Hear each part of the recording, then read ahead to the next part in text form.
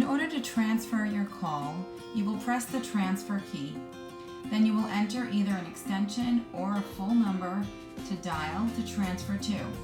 You will then be given the option of B transfer, blind transfer, to send the call without announcing it, or you're given the option to send, and that will allow you to announce the call to the other party. So you press transfer, enter the extension or phone number, and then send will let you announce. B transfer will send the call through. If you hit nothing, it will do it as a regular transfer.